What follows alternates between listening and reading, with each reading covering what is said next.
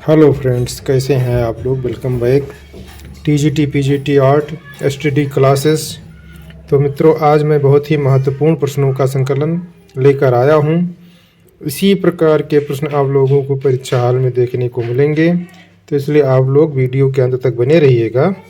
तो मैं रमेश चतुर्वेदी, यदि मेरा चैनल सब्सक्राइब ना किए हों तो सब्सक्राइब कर लें, बेल आइकन को प्रेस कर लें, जिससे आपको इसी प्रकार के महत्वपूर्ण प्रश्नों का संकलन प्राप्त होता रहे। तो चलते हैं आज के पहले प्रश्न पर। आज का पहला प्रश्न है, अजंता का श्रेष्ठ कार्य किस काल में हुआ। ऑप्शन है चालुक्य, वाकाटक, गुप्त काल या कुषाण काल। तो इसका ऑप्शन सही होगा नंबर सी, गुप्त काल। तो अजंता का श्रेष्ठ कार्य जो है वो गुप्त काल में हुआ है। तो अन्य तथ्य हैं, अजंता महाराष्ट्र में औरंगाबाद में स्थित है। अजंता की खोज 1819 में हुई थी। अजंता गुफा बौद्ध धर्म से संबंधित है। अजंता गुफा का सर्वश्रेष्ठ कार्य गुप्त काल में हुआ था। तो चलते हैं अगले प्रश्न पर। तो मित्रों, एक महत्वपूर्ण सूचना है कि यदि आपको किसी भी बोर्ड या कंपटीशन का थ्योरी क्लास लेना हो, डाउट क्लियर करना हो, टेस्ट लेना हो, नोट्स प्राप्त करना हो या प्रैक्टिस सेट प्राप्त करना हो, तो यह सुविधा आप मात्र 399 रुपये प्रतिमाह में ये सुविधा आप ले सकते हो। और इस सुविधा को लेने के लिए आपको मेरे व्हाट्सएप नंबर 88 086 89 105 पर कॉल करके या चैट के द्वारा आप ये सुविधा प्राप्त कर सकते हो। और इस सुविधा को आप किसी भी माह में चेंज भी कर सकते हो। और अगला बैच स्टार्ट होने वाला है। एक बैच में मात्र 20 लोगों का ही एडमिशन होता है, तो जल्दी कीजिए, सीमित जगह है। तो सूचना समाप्त हुई। चलते हैं अगले प्रश्न पर। अगला प्रश्न है, अभिज्ञान शकुंतलम के रचयिता हैं। ऑप्शन है कालिदास, बाणभट्ट, दांडी या भवभूति। तो इसका ऑप्शन सही होगा नंबर ये, कालिदास। तो अभिज्ञान शकुंतलम के रचयिता कालिदास जी हैं। अन्य तथ्य हैं, अभिज्ञान शकुंतलम कालिदास की रचना है। इनकी अन्य रचनाएं इस प्रकार हैं, ऋतुसंहार, मेघदूत, कुमार संभवम, रघुवंशम, महाकाव्य, माल विकास, निमित्रम और विक्रमोर्वशीयम आदि इनकी रचना है। तो चलते हैं अगले प्रश्न पर। अगला प्रश्न है, उदयगिरि और खंडगिरि की गुफाएं किस काल की हैं। ऑप्शन है गुप्त काल, मौर्य काल, शुंग काल या कुषाण काल। तो इसका ऑप्शन सही होगा नंबर सी, कुषाण काल। तो उदयगिरि और खंडगिरि की गुफाएं शुंग काल की हैं। अन्य तथ्य हैं, खारवेल ने अपने अभिषेक में 13वें वर्ष भुवनेश्वर के पास उदयगिरि व खंडगिरि की पहाड़ियों को काटकर जैन भिक्षुओं के आवास के लिए गुहा बनवाए। तो चलते हैं अगले प्रश्न पर।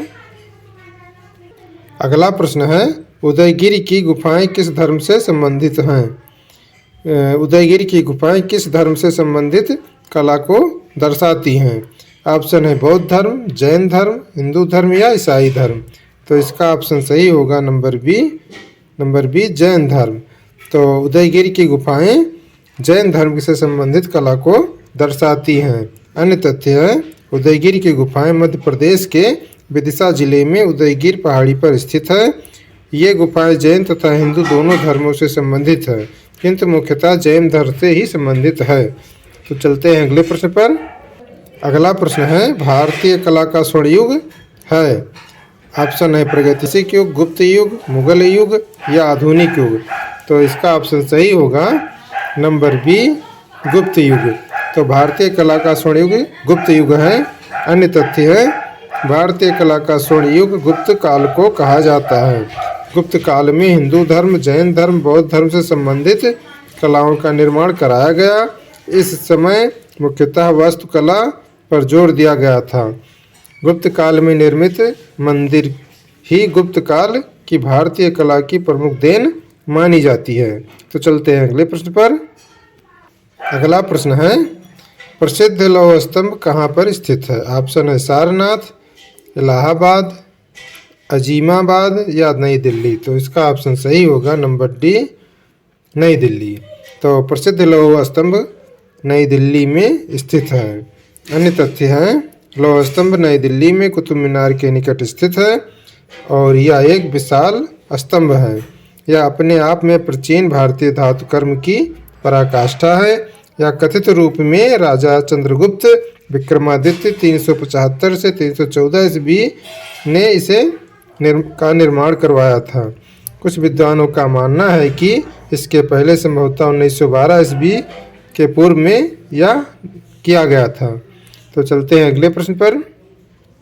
अगला प्रश्न है, विष्णु धर्मोत्तर पुराण के चित्र विभाजन के अंतर्गत नहीं आते हैं।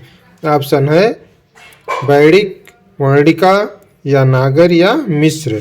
तो इसका ऑप्शन सही होगा नंबर बी, वर्णिका। तो विष्णु धर्मोत्तर पुराण के चित्र विभाजन के अंतर्गत वर्णिका नहीं आता है। तो अन्य तथ्य हैं, विष्णु धर्मोत्तर पुराण के चित्र सूत्र में 4 प्रकार के चित्र बताए गए हैं: वैदिक, नागर, मिश्र एवं सत्य चित्र। इसमें वर्णिका कला के मूल तत्वों में से एक है। तो चलते हैं अगले प्रश्न पर। अगला प्रश्न है, चित्र लक्षण के रचयिता कौन है? ऑप्शन है श्यामला नंद, गोपाल दास, राजा भयजीत या शंकराचार्य। तो इसका ऑप्शन सही होगा नंबर सी, राजा भयजीत। तो चित्र लक्षण के रचयिता है राजा भयजीत। अन्य तथ्य है, चित्र लक्षण के रचयिता गांधार का राजा भयजीत या नग्नजीत थे। चित्र लक्षण का सबसे पहले अंग्रेजी में अनुवाद डॉक्टर स्टेला कैम्ब्रिज ने की थी। इस ग्रंथ में 9 रसों का उल्लेख है एवं 4 प्रकार के चित्र बनाए गए हैं: सत्य, वैदिक, नागर तथा मिश्र। इसके अलावा 5 प्रकार के रंगों का उल्लेख चित्र लक्षण में किया गया है। तो चलते हैं अगले प्रश्न पर। अगला प्रश्न है, पकी हुई मिट्टी की ईंटों से बना सर्वप्रथम मंदिर कौन सा है? तो ऑप्शन है जलगांव में, भीतर गांव में, माल गांव में या इसमें से कोई नहीं। तो इसका ऑप्शन सही होगा नंबर बी, भीतर गांव में। तो पकी हुई मिट्टी की ईंटों से बना सर्वप्रथम मंदिर भीतर गांव में है। तो अन्य तथ्य है, सर्वप्रथम गुप्त काल से ही हमें पाषाण एवं ईंटों से बने मंदिरों के साक्ष्य प्राप्त होते हैं। यह माना जाता है कि हिंदू मंदिर वास्तुकला का प्रारंभ गुप्त काल से हुआ है। तो चलते हैं अगले प्रश्न पर। अगला प्रश्न है, भारतीय कला का स्वर्ण युग है प्रागैतिहासिक युग, गुप्त युग, मुगल युग या आधुनिक युग। तो इसका ऑप्शन सही होगा नंबर बी, गुप्त युग।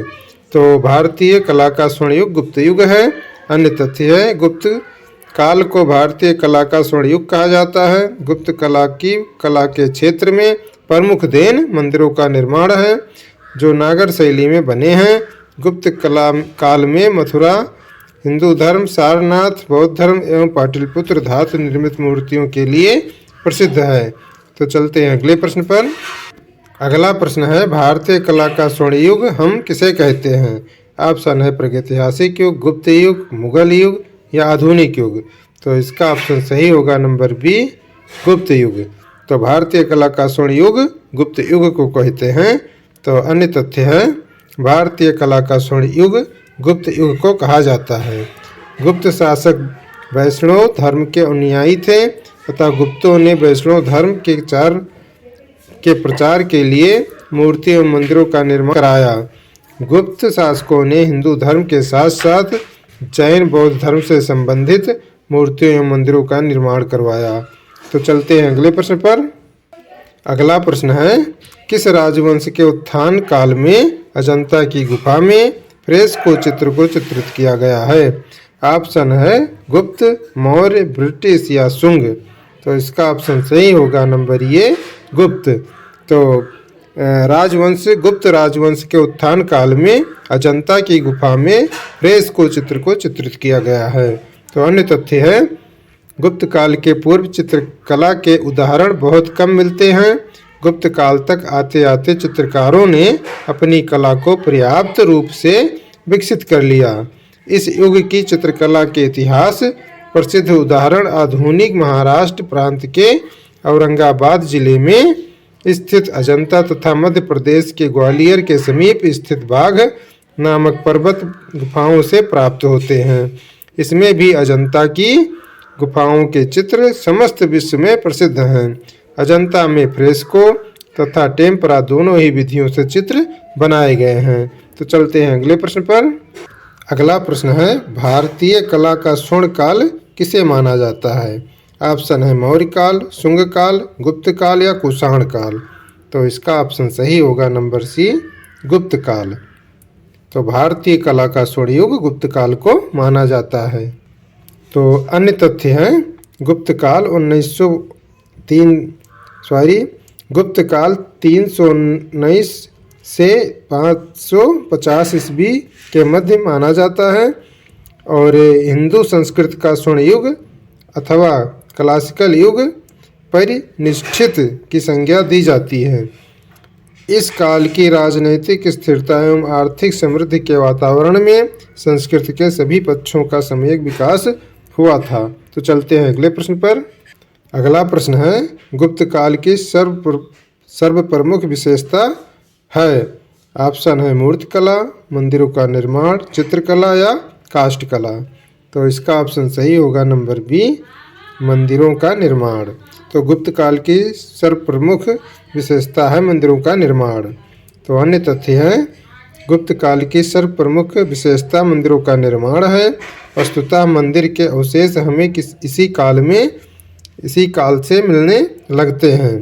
गुप्तकालीन मंदिरों का निर्माण सामान्यतः एक ऊंचे चबूतरे पर हुआ था, जिस पर चढ़ने के लिए चारों ओर से सीढ़ियां बनाई गई थीं। प्रमुख मंदिरों में सांची का मंदिर, तिगवा का विष्णु मंदिर, एरण का विष्णु मंदिर, नचना ठाकुर का पार्वती मंदिर, भूमरा का शिव मंदिर, देवगढ़ का दशावतार मंदिर इत्यादि हैं। तो चलते हैं अगले प्रश्न पर। अगला प्रश्न है, आलेखन कला का बहुलता से प्रयोग किया गया है। पाक शैली में, चोल शैली में, अपभ्रंश शैली में या गुप्त शैली में। तो इसका ऑप्शन सही होगा नंबर डी, गुप्त शैली में। तो आलेखन कला का बहुलता से प्रयोग किया गया है गुप्त शैली में। अन्य तथ्य हैं, आलेखन कला का गुप्त शैली के अंतर्गत अजंता व बाघ की चित्रकारी में अत्यधिक प्रयोग किया गया है। तो चलते हैं अगले प्रश्न पर। अगला प्रश्न है, प्रसिद्ध देवगढ़ का मंदिर उत्तर प्रदेश के किस नगर के समीप है? ऑप्शन है आगरा, ललितपुर, कानपुर, गढ़मुक्तेश्वर। तो इसका ऑप्शन सही होगा नंबर बी, ललितपुर। तो प्रसिद्ध देवगढ़ का मंदिर उत्तर प्रदेश के ललितपुर नगर के समीप है। तो अन्य तथ्य हैं, उत्तर प्रदेश के ललितपुर प्राचीन झांसी जिले में देवगढ़ नामक स्थान के दशावतार मंदिर प्राप्त हुआ है। सभी मंदिरों में देवगढ़ का दशावतार मंदिर सर्वाधिक सुंदर है, जिसमें गुप्त मंदिरों की विशेषताएं प्राप्त हो जाती हैं। तो चलते हैं अगले प्रश्न पर। अगला प्रश्न है, लिंगराज मंदिर स्थित है। ऑप्शन है महाबलीपुरम, उड़ीसा में, पुष्कर में या तंजौर में। तो इसका ऑप्शन सही होगा नंबर बी, उड़ीसा में। तो लिंगराज मंदिर उड़ीसा में स्थित है। अन्य तथ्य है, लिंगराज मंदिर उड़ीसा शैली का सर्वश्रेष्ठ मंदिर है। कई शताब्दियों में निर्मित इन मंदिरों का वास्तुशास्त्रीय महत्व भी है। तो चलते हैं अगले प्रश्न पर। अगला प्रश्न है, सारनाथ का धामेश स्तूप के निर्माणकर्ता शासक हैं। ऑप्शन है मौर्य, कुषाण, शुंग या गुप्त। तो इसका ऑप्शन सही होगा नंबर डी, गुप्त। तो सारनाथ का धामेश स्तूप के निर्माणकर्ता गुप्त शासक हैं। तो अन्य तथ्य है, सारनाथ का धामेश स्तूप का निर्माण गुप्त शासकों द्वारा करवाया गया था। तो चलते हैं अगले प्रश्न पर। अगला प्रश्न है, आयरन पिलर कहाँ पर स्थित है? ऑप्शन है मुंबई, कोलकाता, हैदराबाद, दिल्ली। तो इसका ऑप्शन सही होगा नंबर डी, दिल्ली। तो आयरन पिलर दिल्ली में स्थित है। अन्य तथ्य है, आयरन पिलर दिल्ली में कुतुब मीनार के समीप स्थित है। पिलर का निर्माण संभवतः चंद्रगुप्त द्वितीय विक्रमादित्य के शासनकाल में हुआ है। तो चलते हैं अगले प्रश्न पर। अगला प्रश्न है, देवगढ़ का विष्णु मंदिर कब बनना शुरू हुआ था? तो ऑप्शन है 5वीं शताब्दी, 6वीं शताब्दी, 7वीं शताब्दी या 9वीं शताब्दी। तो इसका ऑप्शन सही होगा नंबर ये 5वीं शताब्दी। तो देवगढ़ का विष्णु मंदिर 5वीं शताब्दी में बनना शुरू हुआ था। तो अन्य तथ्य है 5वीं शताब्दी के एक मंदिर देवगढ़ में 12 अवतार की मूर्ति प्रतिस्थापित है। मुख्य मंदिर की संपूर्ण बाहरी सतह पर देवी देवताओं की मूर्तियां उकेरी गई हैं। तो चलते हैं अगले प्रश्न पर। अगला प्रश्न है पल्लव शासकों ने रथ वाले मंदिर किस स्थान पर बनवाए हैं? ऑप्शन है कांची में, ऐहोल में, महाबलीपुरम में या चेन्नई में। तो इसका ऑप्शन सही होगा नंबर सी, महाबलीपुरम में। तो पल्लव शासकों ने रथ वाले मंदिर महाबलीपुरम स्थान पर बनवाए हैं। तो अन्य तथ्य हैं मल्लापुर मद्रास से लगभग 48 किलोमीटर दक्षिण समुद्र तट पर स्थित है और वर्तमान में इसे महाबलीपुरम नाम से पुकारा जाता है। महाबलीपुरम अथवा मामल्लपुरम में 3 प्रखर प्रकार के मंदिर बने हैं। रथ मंडप तथा रचना प्रधान है। तो चलते हैं अगले प्रश्न पर। अगला प्रश्न है कंदरिया महादेव मंदिर कहाँ स्थित है? ऑप्शन है सित्तनवासल, सिंगेरिया या जोगीमारा या खजुराहो। तो इसका ऑप्शन सही होगा नंबर डी, खजुराहो। तो कंदरिया महादेव मंदिर खजुराहो में स्थित है। अन्य तथ्य कंदरिया महादेव मंदिर खजुराहो के मंदिरों में सर्वप्रमुख है। यह गंडदेव के पुत्र विद्याधर द्वारा 1056 ईसा के लगभग बनवाया था। यह शिव मंदिर है। तो चलते हैं अगले प्रश्न पर। अगला प्रश्न है गुप्त काल की सर्वप्रमुख विशेषता क्या है? मूर्तिकला, मंदिरों का निर्माण, चित्रकला या काष्ठकला। तो इसका ऑप्शन सही होगा नंबर बी, मंदिरों का निर्माण। तो गुप्त काल की सर्वप्रमुख विशेषता मंदिरों का निर्माण है। अन्य तथ्य है गुप्त युगीन वास्तुकला के सर्वोत्तम उदाहरण मंदिर हैं। वस्तुतः मंदिर के अवशेष हमें इसी काल से मिलने लगते हैं। गुप्त युगीन मंदिरों का निर्माण सामान्यतः एक ऊंचे चबूतरे पर हुआ है जिन पर चढ़ने के लिए चारों ओर सीढ़ियां बनाई गई थीं। तो चलते हैं अगले प्रश्न पर। अगला प्रश्न है उदयगिरि की गुफाएं किस धर्म से संबंधित कला को दर्शाती हैं? तो ऑप्शन है बौद्ध धर्म, जैन धर्म, हिंदू धर्म या ईसाई धर्म। तो इसका ऑप्शन सही होगा नंबर सी, हिंदू धर्म। तो उदयगिरि की गुफाएं हिंदू धर्म से संबंधित कला को दर्शाती हैं। तो अन्य तथ्य है उदयगिरि की गुफाएं मध्य प्रदेश के विदिशा जिले में स्थित है। ये गुफाएं मुख्यतः हिंदू धर्म से संबंधित हैं। तो चलते हैं अगले प्रश्न पर। अगला प्रश्न है इटालियन फ्रेस्को पेंटिंग की तकनीक किसके समान है? ऑप्शन है जनता भित्ति चित्र, बाघ चित्र, पहाड़ी चित्र या जयपुरी फ्रेस्को। तो इसका ऑप्शन सही होगा नंबर डी, जयपुरी फ्रेस्को। तो इटालियन फ्रेस्को पेंटिंग की तकनीक जयपुरी फ्रेस्को के समान है। अन्य तथ्य है इटालियन फ्रेस्को पेंटिंग की तकनीक से सूखे भित्त पर चित्रकारी की जाती है जिसे फ्रेस्को सेकी कहा जाता है। भारत में फ्रेस्को बुनो चित्रण का उदाहरण जयपुरी फ्रेस्को तकनीक में प्राप्त होता है। तो चलते हैं अगले प्रश्न पर। अगला प्रश्न है बाघ गुफाएं स्थित हैं मध्य प्रदेश में, महाराष्ट्र में, आंध्र प्रदेश में या उत्तर प्रदेश में। तो इसका ऑप्शन सही होगा नंबर ए, मध्य प्रदेश में। तो बाघ गुफाएं जो हैं वो मध्य प्रदेश में स्थित हैं। अन्य तथ्य है बाघ गुफा मध्य प्रदेश में स्थित है। बाघ गुफाएं विंध्याचल पर्वत श्रेणी के निकट ही नर्मदा की सहायक नदी बागमती यानी बाघनी नदी के पास स्थित है। स्थानीय लोग बाघ गुफाओं को 5 पांड यानी पांचों पांडवों की गुफाओं के नाम से भी पुकारते हैं। बाघ गुफा की खोज 1818 ईस्वी में लेफ्टिनेंट डेंजरफील्ड ने किया था। डेंजरफील्ड ने बाघ गुफा का विवरण एवं परिचय मुंबई से प्रकाशित साहित्य विनिमय संघ की पत्रिका के 2य अंक में छपवाया था। तो बाघ गुफा का विस्तृत परिचय प्रकाशित किया डॉक्टर इम्पे ने तथा बाघ गुफा के पास बाघेश्वरी देवी का मंदिर स्थित है। तो चलते हैं अगले प्रश्न पर। अगला प्रश्न है रावण का कैलाशोत्तोलन नामक मूर्ति शिल्प है एलोरा गुफा में, अजंता गुफा में, या एलिफेंटा गुफा में या बादामी गुफा में। तो इसका ऑप्शन सही होगा नंबर ए, एलोरा गुफा में। तो रावण का कैलाशोत्तोलन नामक मूर्ति शिल्प जो है वो एलोरा गुफा में है। अन्य तथ्य है रावण का कैलाशोत्तोलन नामक मूर्ति शिल्प एलोरा गुफा में है। गुफा संख्या 16 का निर्माण 8वीं शताब्दी के उत्तरार्ध में राष्ट्रकूट सम्राट कृष्ण प्रथम ने करवाया था। इस मंदिर के उच्चतम शिल्प का उदाहरण रावण द्वारा कैलाश पर्वत को उठाने का दृश्य है। भगवान शिव गंभीर मुद्रा में पार्वती सहित कैलाश पर्वत पर विराजमान हैं, अपने चरणों से कैलाश पर्वत को दबा रहे हैं। रावण की आकृति में शक्ति झलकती है, दृश्य में पूर्ण सजीवता है। सीधी खड़ी चट्टानों को काटकर एलोरा में लगभग 34 मंदिरों का निर्माण किया गया है, जिसमें 12 गुफा बौद्ध धर्म के मध्य हैं, के 17 हिंदू धर्म के तथा 5 जैन धर्म की से संबंधित हैं। तो चलते हैं अगले प्रश्न पर।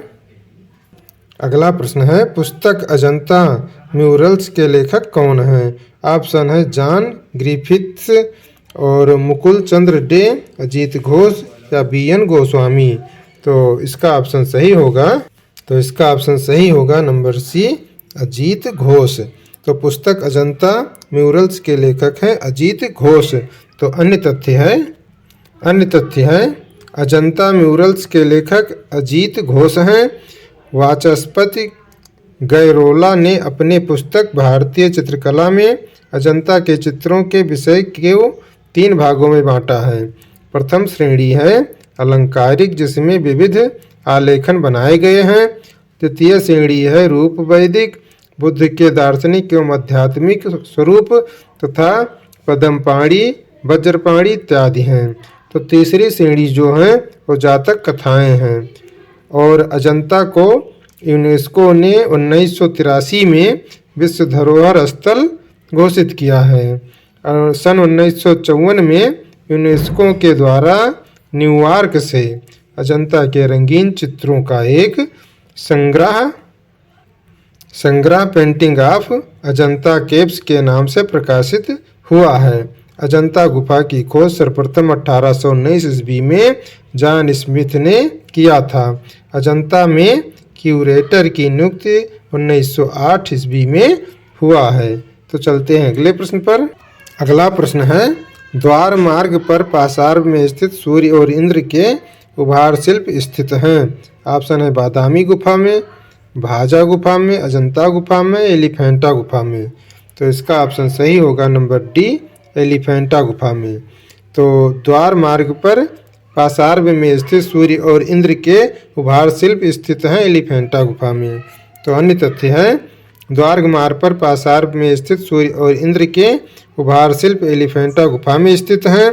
एलिफेंटा गुफा की त्रिमूर्ति भारतीय मूर्ति में भावाभिव्यक्ति की दृष्टि से श्रेष्ठ, सुंदर व प्रसिद्ध है।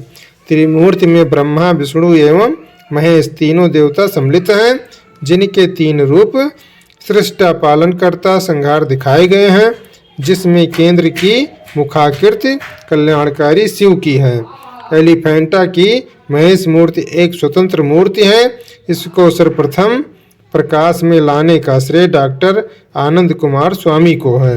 एलिफेंटा की गुफाएं समुद्र तट से 6 मील मुंबई समुद्र तट के अंदर एक छोटे से टापू पर स्थित है। तो चलते हैं अगले प्रश्न पर। अगला प्रश्न है कालक्रम के अनुसार गुफाओं का सही अनुक्रम पहचानिए। ऑप्शन है एलोरा, बादामी, भाजा, काली, काली, भाजा, बादामी, एलोरा या भाजा, काली, बादामी, एलोरा या एलोरा, काली, भाजा, बादामी। तो इसका ऑप्शन सही होगा नंबर सी, भाजा, काली, बादामी, एलोरा। तो अन्य तथ्य है कालक्रम के अनुसार गुफाओं का सही क्रम भाजा, कार्ले, बादामी, एलोरा है। और भाजा गुफा प्रथम शताब्दी की है, जो पुणे महाराष्ट्र में अवस्थित है। यह निर्विवाद रूप से चैत्य उपस्थानों में सबसे प्राचीन है। इसकी लंबाई 80 फीट है। तो चलते हैं अगले प्रश्न पर। तो मित्रों, यह वीडियो यहीं पर समाप्त होता है। यह वीडियो कैसा लगा कमेंट बॉक्स में ज़रूर लिखिएगा। अच्छा लगा हो तो लाइक और शेयर भी ज़रूर कीजिए और प्रश्नों को लिखा करो, क्योंकि लिखने से जल्दी याद हो जाते हैं। और अपने लाइफ में डेली कोई ना कोई टारगेट ज़रूर रखिए और उस टारगेट को पूरा करने का भरसक प्रयास कीजिए, जिससे आपकी लाइफ ऑटोमेटिकली अच्छी हो जाएगी। और अपनी तैयारी करते रहिए और मिलेंगे अगले वीडियो में। बहुत बहुत धन्यवाद।